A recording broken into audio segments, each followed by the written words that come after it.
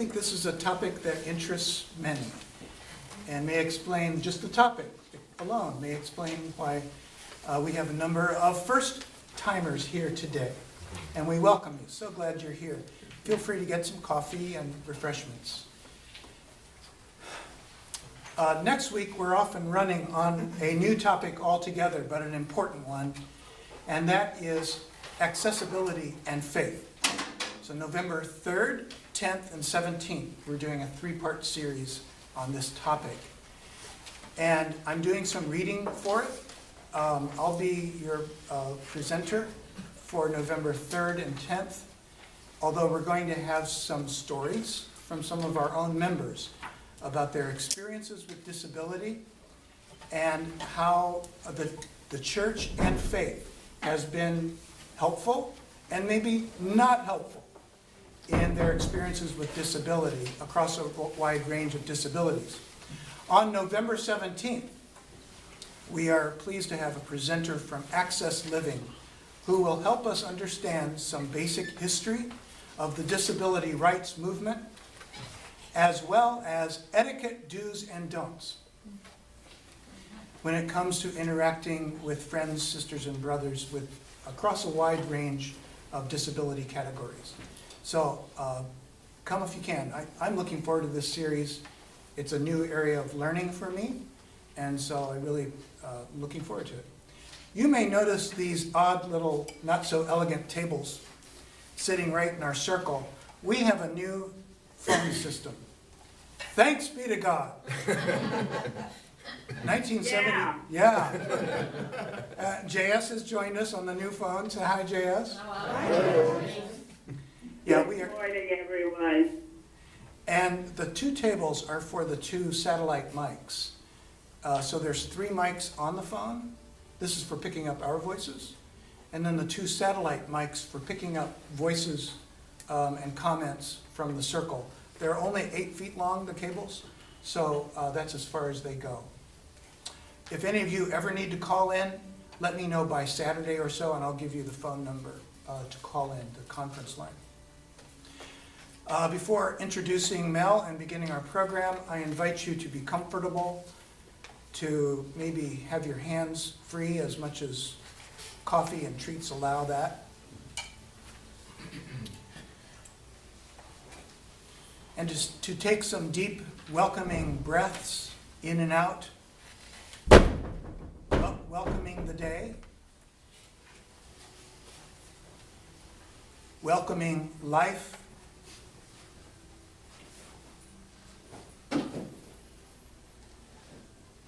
welcoming this circle,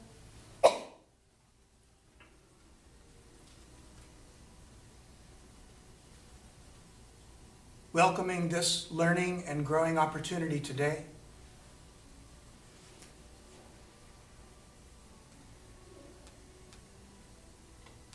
welcoming breath and life itself.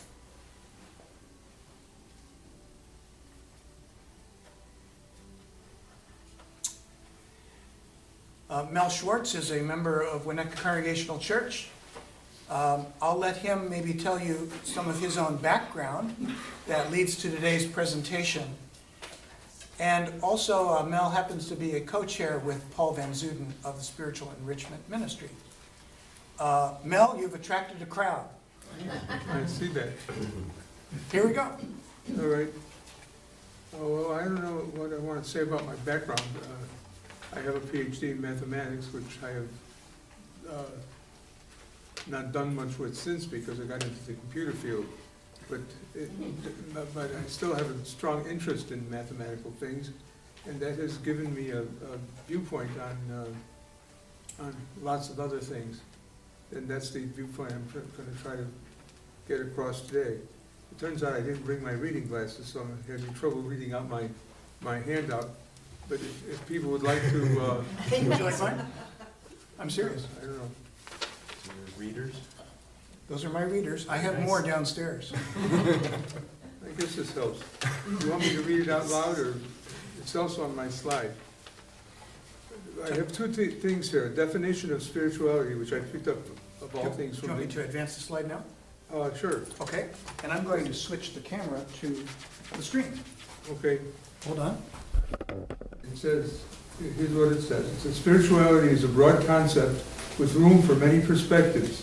In general, it includes a sense of connection to something bigger than ourselves. And it typically involves a search for meaning in life. As such, it is a universal human experience, something that touches us all. People may describe a spiritual experience as sacred or transcendent, or simply a deep sense of aliveness and interconnectedness. Some may find that the spiritual life is intricately linked to their association with a church, temple, mosque, or synagogue. Others may pray or find comfort in a personal relationship with God or a higher power. Still others seek meaning through their connections to nature or art. Like your sense of purpose, your personal definition of spirituality may change throughout the year and throughout your life, adapting to your own experiences and relationships. So what does math have to do with it? Well, such connections or relationships require an acceptance of ideas that go beyond our ability to describe things completely or adequately, let alone prove them to the satisfaction of others. An atheist can no more prove that there is no higher power than a religious person can prove that there is. One's mind must be open to concepts which may not be provable or even possible to describe or visualize completely. The language of math will help us to open this door. So that's my idea, is to use mathematics and some results from mathematics to open one's mind to possibilities that may, to the idea that things are not going to be completely understandable or visualizable or provable by anybody. So that's the idea. Next slide. Okay, so one of the things that might concern you are questions, like, creation. Where did we come from? Why are we here? What is our purpose here? We hear a lot about miracles in the Bible and in other contexts. What explains them? Is it necessary to explain them? Okay, and of course, the whole idea of the existence of a higher power. These are things that we must, in some sense, accept. Lots of people in the past have tried to prove some things about these things. And I'm going to talk quite a bit about what it means to prove something. But I'm also going to talk a lot about what it means to visualize something. So that's what we're about next. Okay.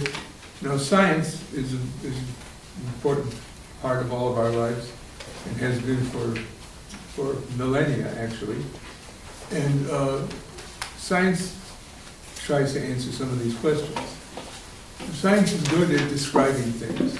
One can think of, taxonomy in the field of biology, for example. It's often experimental, it's often theoretical. Theoretical means theoretical things are things that you use to postulate other possibilities that you then look for in an experimental or descriptive way. And it is predictive. It predicts things that sometimes turn out to be true and sometimes turn out to be false, and that's how science advances. Okay? And of course, there are the usual religion versus science issues. I've pointed out 3 areas in which a lot of people have found science to be supportive of religious ideas.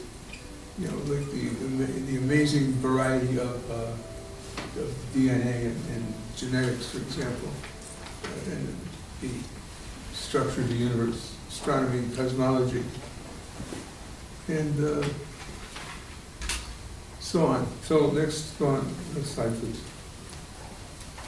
Okay, what about mathematics? Well, mathematics, most of us know of it as computation. That my title slide sort of shows a lot of computation, and you know, there's a lot of computation needed in this world, business and science, technology. And it's also thought of as the language of science. Most science now requires mathematical formulas or diagrams or something. It's a precise, disciplined way of thinking and of describing things. There is also abstract mathematics. This is actually a distinct field, but it's an outgrowth. It's like the theoretical physics. It's stuff that mathematicians work on that ultimately sometimes lead to practical things and sometimes don't. But there's some things that are just done because they're interesting. And that's where my dissertation was, it turns out. And mathematics helps you to describe and think about things that you cannot easily visualize. And that's going to be the next topic that I talk about. Next. Okay. So, to summarize it, math opens the mind to new ways of looking at things, more precise ways of thinking about things. We'll talk mainly about two areas. One I call alternate geometries, which is the visualization part, and that involves things like higher dimensions and so on. And metamathematics, which is to talk about what can prove. Okay? Next. Okay, let's think about our world. We visualize our world as a three-dimensional thing. There's a point in space, you can describe it always by three parameters, like height, width, and length, something like that. X, Y, and Z. This is a diagram of that. This is sort of the basis of Euclidean geometry and so on, although the term comes from somebody much later. It's called Cartesian coordinates, after Descartes, who was 1,500 years later than Euclid. But that's the way we visualize the world.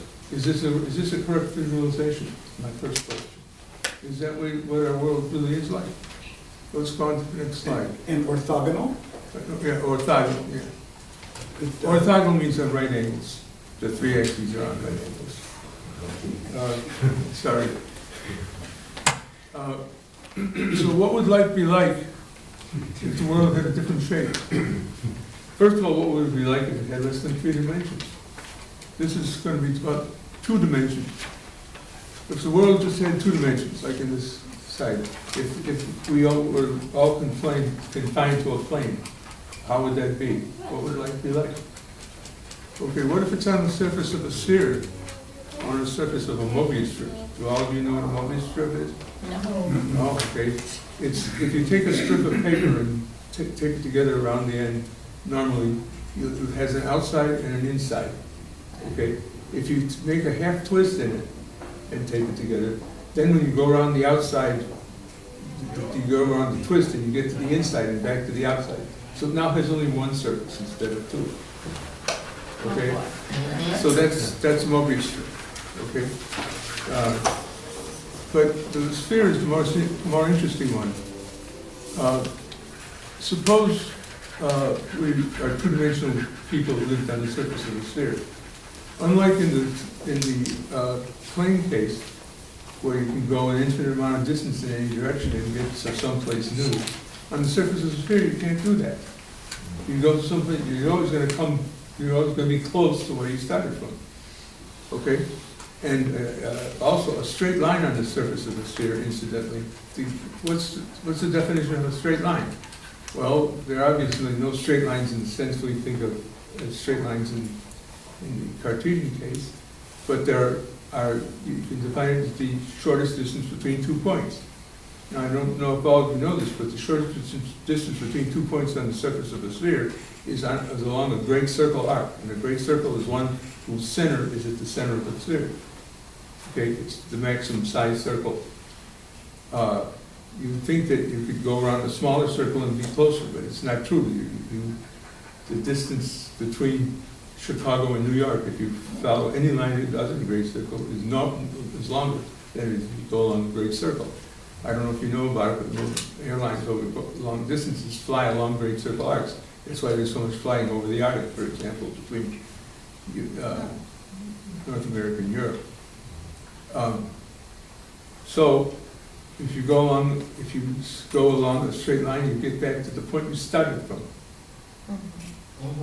Okay? Always. And furthermore, there's no such thing as parallel lines, parallel straight lines. Because parallel straight lines, if you define it as ones that are equidistant from each other, you take two straight lines on the surface of a sphere, they're both great circles, they will intersect at two places. You can call them poles. So the sphere is a very different place than the plane. Okay? Now, and just trying to get you to visualize a few things like this. So here's our great circles intersecting. Now the thing on the other side is a triangle. What is a triangle? Well, a triangle is the intersection of three straight lines. And the plane, it's the intersection of three straight lines. The sum of the interior angles are always 180 degrees. I don't know if you know that either, but that's easy to prove, and it's very interesting. But consider the triangle on the surface of the sphere. That one, if you think of the upper part like as the North Pole and the other 2 points as being on the equator, those three great circles, what are the angles for each of those? Well, the angles at the bottom between the equator and the two longitude lines are always 90 degrees, so that's already 180 degrees. So the angles inside this thing are 180 degrees plus whatever the top angle is. And the top angle can go all the way to 360. So the sum of the three angles in a triangle on the surface of the sphere is always greater than 180 degrees and less than up to 540. So it's a very, very different place. So that's just to give an idea of what the effects of geometries other than Euclidean geometry or Cartesian. I'm gonna make something for you. Next. Okay. Now, what would life in the 2D world be like? Okay, well, it depends on how that world is constructed. I've got the first two I have my plane and my sphere, but the next one is an interesting one. What if the world was like a roll of paper towels? That's a flat surface, right? But it's all rolled up. Okay. We can perceive that as three-dimensional, but the people living in this 2D world only see it as two-dimensional. They can only go along the paper towels. They can't go between the rows. But if they could just know that there was a third place there, a third direction, they could sense it somehow or detect it, discover it. They'd be able to get to between two distant places in their world much faster by going across the roll instead of around it. Get that picture? So that question is, the slide is just advanced by itself.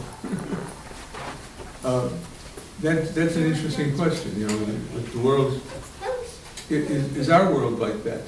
You know, is our 3D world actually embedded in a 4-dimensional or higher dimensional world, where there are other dimensions that would be accessible to us if we only could perceive them, or find the physical rules that govern moving in those directions?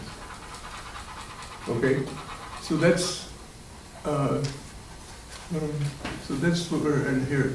Well, our 3D world isn't Cartesian.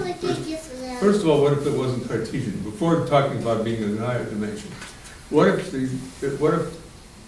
our 3D world was spherical? In other words, what if the things we think of as finites really come back to themselves eventually. Think of what that would mean for cosmology, for the description of the universe. Maybe when we're looking at something that's 100 billion light years away, maybe we're looking at ourselves that were 100 billion years ago, rather than something that's 100 billion things away. We might be looking right at our own back, okay? So if there are so many ways to look at this that are possible. I'm not saying any of them exist, but just trying to visualize these things or think about them opens one's mind to broader ways of looking at things. Okay. And then what if one or more of the dimensions is actually folded up or rolled like that roll of paper towels? You know, we could have ways of getting between places that were much faster. Okay, that's not the same as the warp drive that one hears on things like Star Trek, because that's depending on warping space to bring things closer. This wouldn't require warping space. It would just require going in some other direction that we don't know exists right now, but that we can't perceive. Okay? So those are some of the things that I've thought about as just as I say, as a way of expanding one's mind. Next. This is the next one. Okay. Okay, I'd already said if it's in a world of more than 3 dimensions, then we would have other directions we could go to. And as a matter of fact, there's a field of mathematics which arose actually from a need in physics to explain, to completely explain all the different forces of nature, the ones at the molecular level and the subatomic level and so on, as well as at the macro level, and the relationship of energy to mass. People came up with something called string theory. And string theory would require that the space would have more than 3 dimensions. As a matter of fact, I think they came up with 14 or something. So, who knows? Okay. Now, to change the subject, first of all, are there any questions about what I just... I mean, I realize that you're all here trying to visualize a high-dimensional sphere and so on, but, and I can't do it either, but it's something, it's just mind expanding, that's all. Okay. Yes? May I interject a question? Sure. So it sounds like you're presenting math and geometry as more than balancing your checkbook, more than 1 plus 1 equals 2, more than even calculus and trigonometry and so on. Right. That there's a world of mathematics in university that's beyond Yes. what we learned in 8th grade or high school. And you've mentioned cosmology a couple of times. You know, the world of cosmology is also a lot more than we can imagine. The new world of cosmology, and you mentioned string theory. Yeah. What about multiple universes? I mean, the multiverse. I decided not to even get into that. But on a cosmological level, is that similar to what you're talking about at the mathematical level? Well, except... That we need to visualize something that we can't visualize? Yeah, in other words, what mathematicians do in abstracting things is the kind of thing you would have to do there. And I don't think there's any results in that about what the universe is doing. It's on theory. Well, it's not even speculation.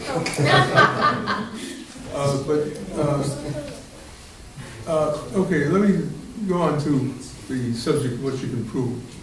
I put up the pictures of 3 important Greeks. The top one is Socrates. The one on the left is Aristotle, and the one on the bottom is Euclid, because they are 3 people that have influenced greatly how we think. Socrates was not a mathematician. He didn't think about mathematics or even science anyway. he was concerned with proper reasoning in the areas of ethics and government and other things like that, the concept of pleasure and so on. And he never wrote anything down either. But he had a student named Plato who wrote down records of Socrates using the Socratic method to teach other people. And in the course of that, he organized the ideas of Socrates into a better, more comprehensive area. Now, Plato had a very important student named Aristotle. So now we have Plato, a student of Socrates, and Aristotle, a student of Plato. And Aristotle, if you know anything about logic, he really invented the way we do logic, strict logic today. It's Aristotelian logic. The ideas of, simple things like the idea of the syllogism and so on, and but also the whole idea of axioms and theorems and proof methods, and stuff like that. So Aristotelian logic is still essentially the foundation of most logical thinking today. And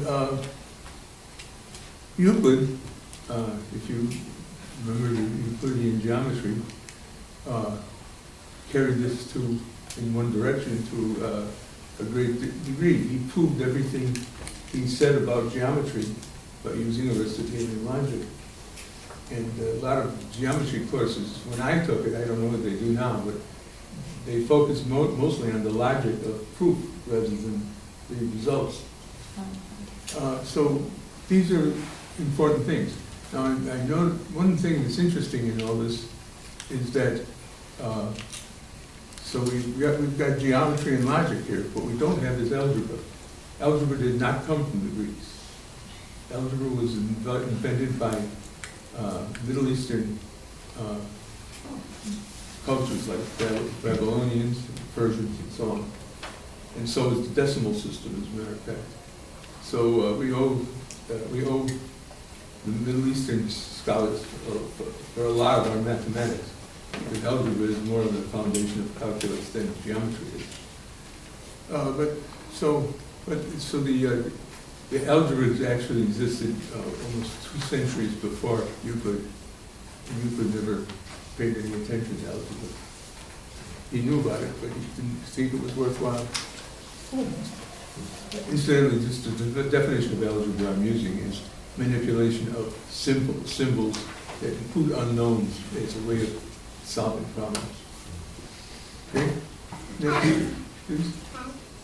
Okay, so let's talk about what is proof. Okay? Proof means a lot of things to different people. For some, circumstantial evidence is sufficient proof. And as a matter of fact, even in our courts, in things like many lawsuits and so on, circumstantial evidence is, if there's enough of it, is considered enough to give award somebody a win. So then the next level is beyond reasonable doubt. Of course, that requires a definition of reasonable. And but some people would. Another thing is it's just that it works. And that sounds funny, but that's the basis of much of physics. You know, the Newton's laws of motion were accepted as true because they worked for all the cases people could think of then. When they finally got into very high velocities, very high masses, very high distances and so on, they didn't work anymore, as Einstein showed. But the fact that it worked was considered sufficient proof. And it helped the world along for many, many centuries. Okay? Then there's formal logic, Aristotelian logic. And then mathematical logic is a little bit an extension of formal logic. And that is an attempt to prove all the things in mathematics logically. And there's some holes in that I'm going to talk about. Okay. And then there's metamathematics, which is things about mathematics that are not mathematics, but at a higher level. read it. Meta means, the prefix meta usually means above or outside or outside of something. When you talk about metaphysics, metaphysical questions are ones that are not answerable like physics, but are still about the world. And meta, we talk about metastatics in the Cartesian. That means it's gone outside of the static situation. Okay, I get it. And metamathematics Draw a is picture of a way of talking about mathematics that is not itself mathematics. It talks about what mathematics can or can't do. Drawing. Okay? I'm And I don't know why I put that thing about the syllogism there, it should be on the previous slide.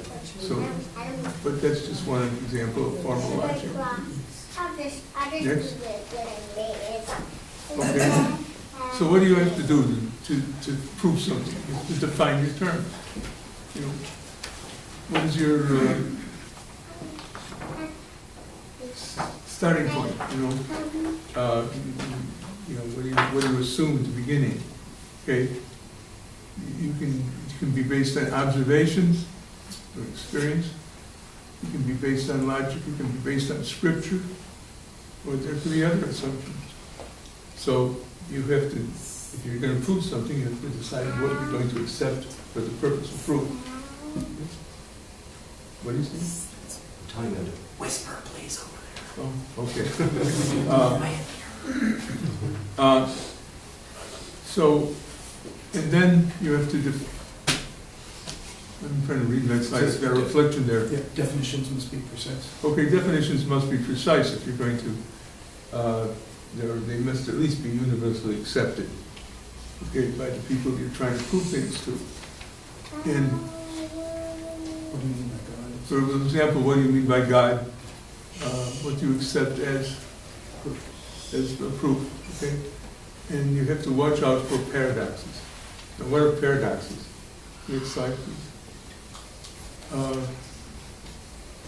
guess it's on another slide, but I'll talk about paradoxes right now. Paradoxes are unexpected conclusions that don't make sense to you.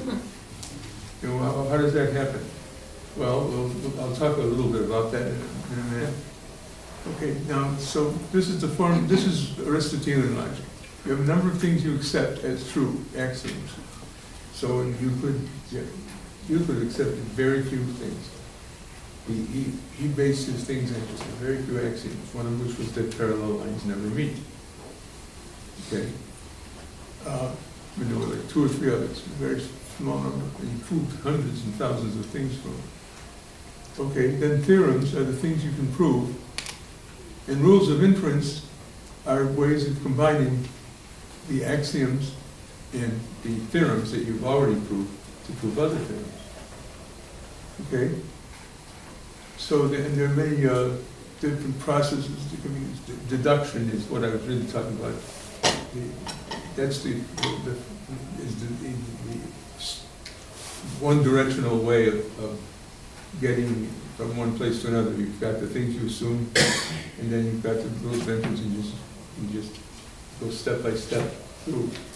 But there is also something called induction, which is another method of proof,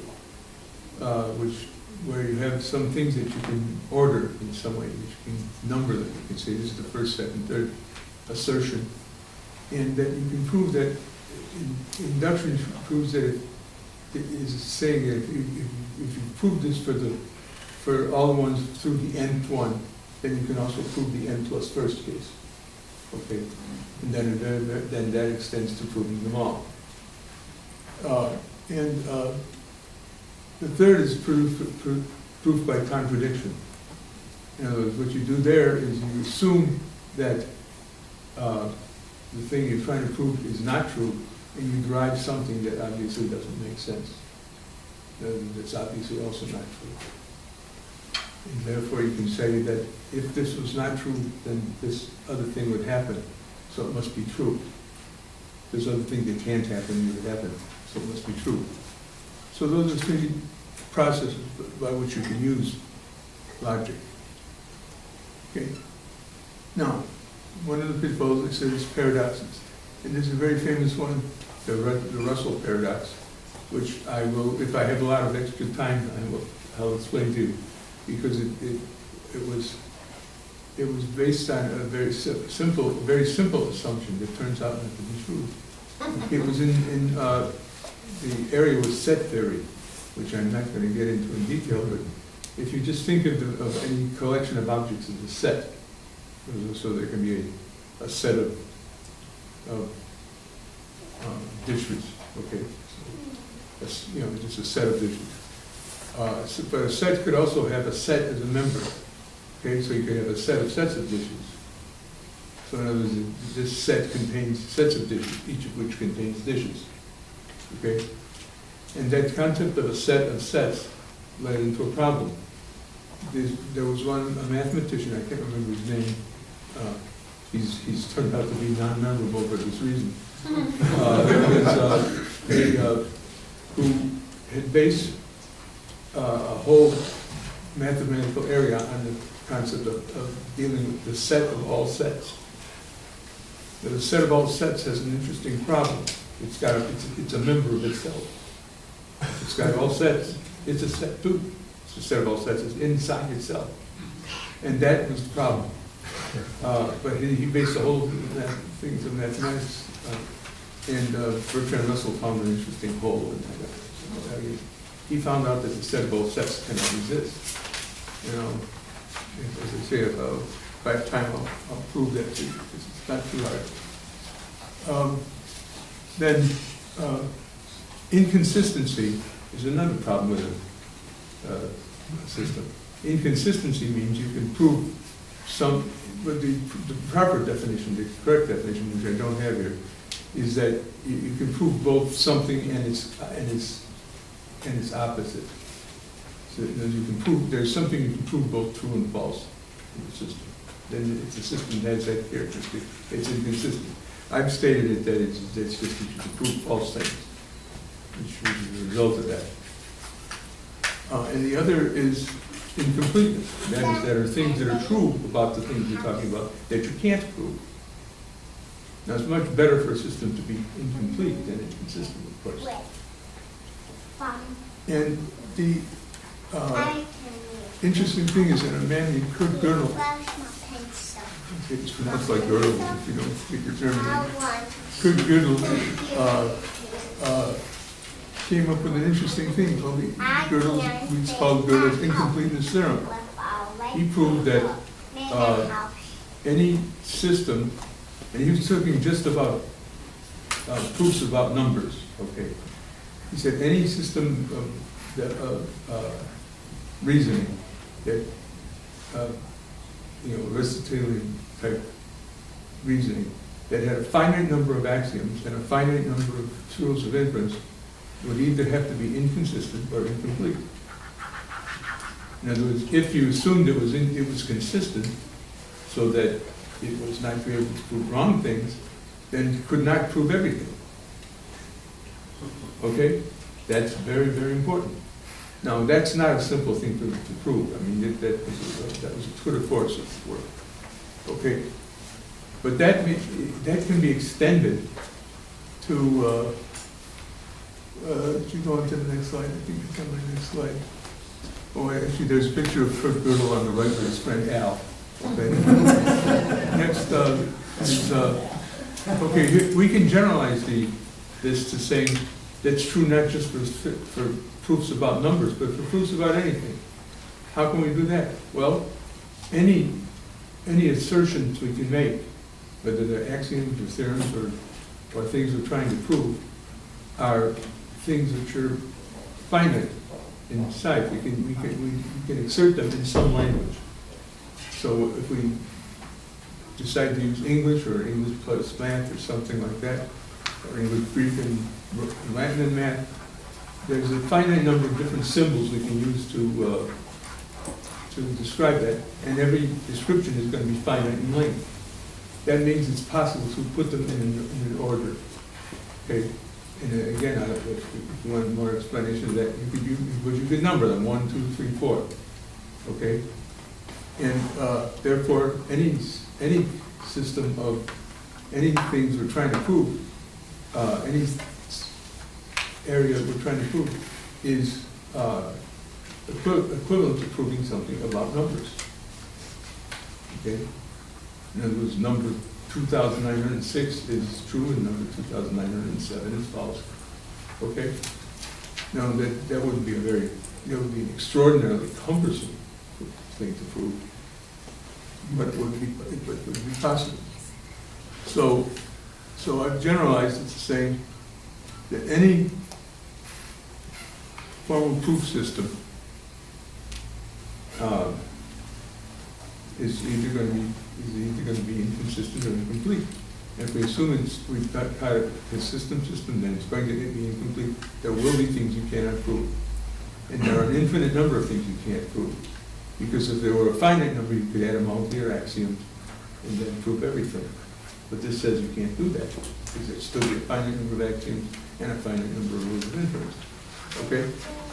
So that's a very interesting result to me. And they're true things. That's what your slide says. Yeah, there are true things you can't prove, unless there are false things you can prove. Okay. So what that does is, what that did was essentially open my mind to the idea that there would be things that I can't prove, and the earlier part would be that there are things that I can't even visualize. And that's really the substance of my idea of how mathematics has influenced me. Now, there are a lot of other areas of mathematics I could use to do this, but these two, I think, illustrate it pretty well. Any questions?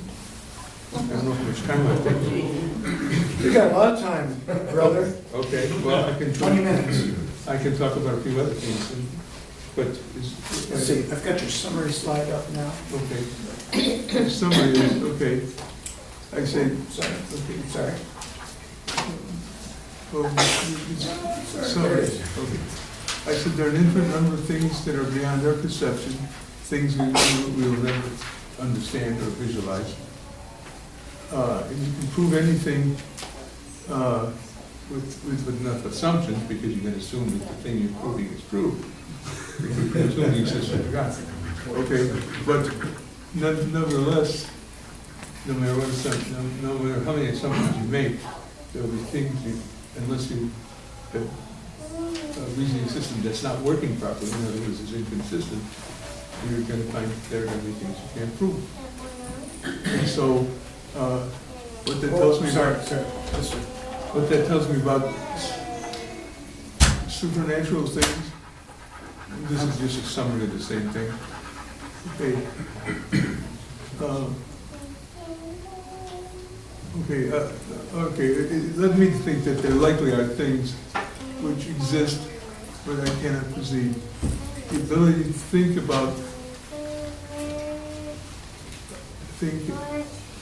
abstractly may make it possible to deal with some of them. Okay. Also, people probably will never agree on the assumptions, so that's a problem too. But even if you do agree with the problems I described, and the last comment, the last slide. So that's what I was saying. It makes me comfortable with believing in things that I cannot see or adequately describe, as well as in truths that I cannot prove. Okay? And this opens my mind to, this was what opened my mind to considering God and dealing with the wonder of nature and the variety of life and so on. Your final line was interesting, I think. Oh, It starts with the word science. okay. Oh yeah, science deals much better with what than it does with why. By that I mean, it's good at describing things, describing objects, describing rules of nature and so on, but it doesn't tell you why they exist. and I don't think that it ever will. In other words, questions like why we have tastes we have, why do some people like certain foods and other people don't?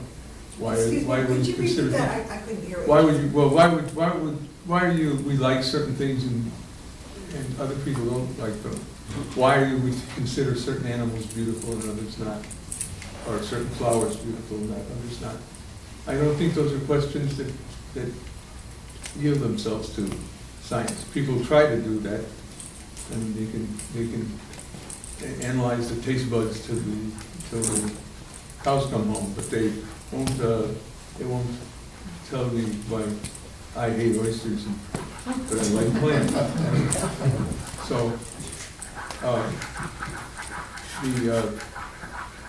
and when you get into more difficult things like why am I here? What is the universe about? Why was there a Big Bang?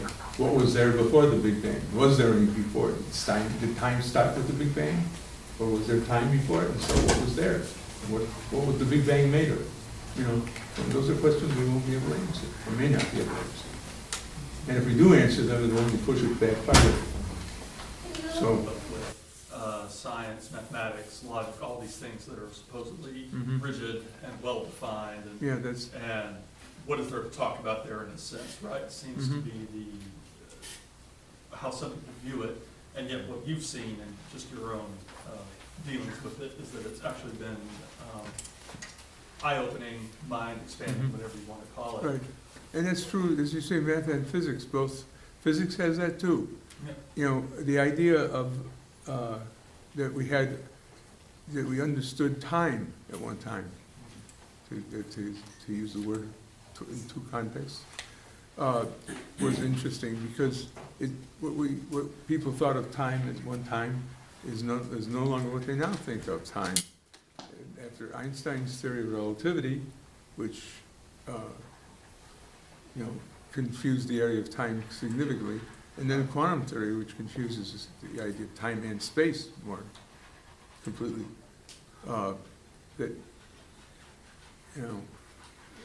Physics leads to areas of mystery too. And quantum theory predicts that something can be in two places at once, for example. It strikes me that in very simple terms, the more we find we know leads to the more we want to know, which leads to knowing more, which leads us again to more. And it's like a kernel starting and then goes this way, and there is no stopping. Which is another way of thinking, Right. that beyond the quantum theories and the Big Bang and all, there are whole questions which at this point we have not reached. But hundreds of years ago, they haven't reached what we are now reaching. And so it is ineffable. Yeah. And that's what, in a sense, to me, leads to what that very simple word, God, is about. That beyond any of our imagination at this point, there is something. Yes. And if you think about, a little more than a century ago, people were saying we probably know all the things we ever need to know. Yeah, just shut the door on the whole thing, Yeah. which is extreme arrogance. Yeah. That's true. And today's sermon is about humility. You did not find me. I think there might have been a hand on this side. What's this? Or did you have more to say? No, that's all. Okay. Did I see a hand on this side? Oh, it was me. I was thinking that it would be lovely if a man like you could become in vogue and talk like you did to us, to the world. And I see this absolute, these people that have their ideas and go to war over their religions. It would be a different place. I'm not sure that these ideas would prevent war, but But I think maybe just, I think anything that opens one's mind, it doesn't have to be mathematics or physics or anything. Just, meeting people, getting to know people, which is what we're trying to do with this church. Is probably a better path to follow, or a more practical path, more realizable. Well, but that presumes that mathematics isn't related to all of that. Mm-hmm. You're right. And I'm of the opinion that there are somewhere in the multidimensional aspects of our being unifying principles that once mathematics gets a hold of them and makes them as well known as 2 + 2 = 4, the inevitability of war will be greatly diminished because of those unifying principles becoming so basic to our everyday lives. Thank you. But most of the world doesn't have the patience to sit down and deal with these concepts, Mm-hmm. also flavored by the selfishness of people who want power. And that comes out of fear if they don't have it. And those cyclical combinations of things are where we are in the whirlwind of our current war, of our current world. We still have about 5 minutes for questions, comments. Carol? I have a question. If you think about us wanting more and more, seeking more and more and more, is it going, it seems to me that leads to knowing less and less and less and less. Well, it doesn't, it's not, you're not knowing less, but you're knowing a smaller percentage of what there is to know. You're knowing more, but it's more of a much bigger pie. So the more you know, the more questions there are. Yes, The more you know. And maybe that's how I wanted to say it. yeah. The more you know. The more you don't know? No, the more you You know, the more you know, there's more that you don't know. yeah, the more you know, the more you know you don't know, yeah. Humility. Yes. Can I just say something? It's good and it's very enlightening and eye-opening and everything. However, I see it from the perspective that in the Western world, you are open to so many things and you have the opportunities. But when we take it back to Africa, where I'm from, because of a lack of so many things, people don't get the opportunity to learn what you have. They just get shut up because they don't have what they need at that time to keep them to survive. Right. So Well, it makes it difficult for them to even go beyond what you say to prove what there is for, right, well, that's true, that's true, not just in Africa, but it's true in a lot of places, that there are a lot of people who an opportunity to become educated in things would help their position in life greatly. So, but true in this country, not, obviously more in Africa, but. Yeah. Anything else? 2 minutes on Russell's paradox? Have you thought much about Bayes' theorem in terms of bridging belief in mathematics? In other words, you start out with a prior assumption, then you observe something, and you can invert Bayes' theorem to then change your prior assumption. Well, I think you better explain to people what Bayes' theorem is. Well, I can't explain it very well. So I've struggled with trying to explain it. I've seen people use examples of Bayes' theorem, and it's a way in which you start off with, everybody has prior assumptions. We all have a belief. We all believe things. But then there are statistics that describe another person's point of view of what we believe. And then you have experiences in life, and you can add those three, you can manipulate those three things to have an experience yourself, which would then change your prior assumption. And the examples that I've seen are, people start off with different priors, like, I believe in free capitalism and I believe in communism, or something, how the world works, and then you have an experience. Some companies do well and some countries do poorly, and then you change your prior assumptions, you change your prior beliefs based upon your experience. But the mathematics of that is hard to explain. I was thinking, Well, it might be, to me, all it means is you're changing your system as you go. And I realize that's what happens, that's what actually happens in life. but there's a formal way of doing it mathematically, that if we actually, as rational beings, would operate that way, we could, even if you had opposite points of view and had experiences in life, your points of view would converge with time. And I think one of the problems we have with our non-rational behavior is we don't behave rationally this way, and therefore our experiences don't converge with time, whereas mathematically they should. And it seems like a paradox in itself, in that mathematically we should converge, but we don't. And I think that's kind of the problem we have actually with our politics today, is that it seems like we ought to be converging at some point. It seems like we're diverging, which doesn't seem mathematically reasonable. Life is messy. Yeah, life is. Well, there are forces acting other than reason in the process. As we've been pointed out here. In my spirituality, I have found the word God to be problematic because it kind of makes certain assumptions about doctrine and so on that the words mystery and infinity do not.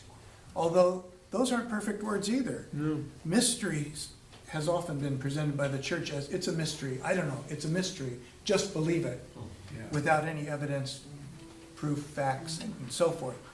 But mystery is not just something that's beyond understanding. It's something that we can still experience despite its confounding nature, its inability to be explained clearly and in a final way. Infinity, likewise, just suggests more experience, reality, and truth, and so forth. So your talk today leads me to feel more comfort in this, my understanding of God as mystery, as infinity. And when we approach a mystery, we don't approach it as, I'm going to figure you out, but rather, I'm going to enter into it and experience it. The wonder, the awe, the joy, and the sense of urgency that it can place within us to act with love in the world. Is that helpful? I think so. And I go back to cosmology too, because I know more about that than about mathematics, which I learned to be more afraid of than embracing. Can you describe what you mean by cosmology? Cosmology is sort of physics on that astrophysics, quantum mechanics, the idea of where did the world come from? Not the world, where did the universe come from, and so forth. Yeah. And as It's just, as Mel suggested later in his talk, maybe there's more than one universe. What happened before the Big Bang? Was there one Big Bang? Were there multiple Big Bangs? Is there a universe inside this room that we can't see? Or it may be speculative, yes. yeah. Not even theoretical, but speculative. But it allows us to visualize, which I think what your talk's about, visualizing a possibility that's true and real, but not exactly provable yet, if ever. And to me, that's a realm also of love and kindness and beauty and joy. And that's an axiom that I make as a basic definition of spirituality. We are nearly at our end here. Good. Do you have any closing comments for us? No, I think we've covered a lot of territory. You have covered a lot of territory. Let's thank Mel for being with us today.